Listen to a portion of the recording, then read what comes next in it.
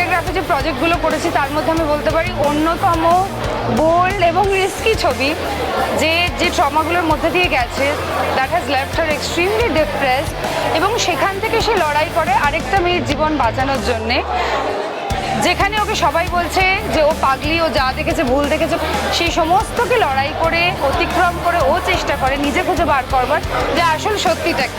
এবং এই মিস্ট্রিটা মানুষের কাছে আজকে আমি আনভেল করছি with my amazing team. The film is produced by SK, directed by Mainak Bhowmik. আমার সাথে কাজ করেছে অনুষা, সৌরভ, আরিয়ান এবং আরও অনেক wonderful actors in the film. And this remains, again, like I said, one of the most special films of my career.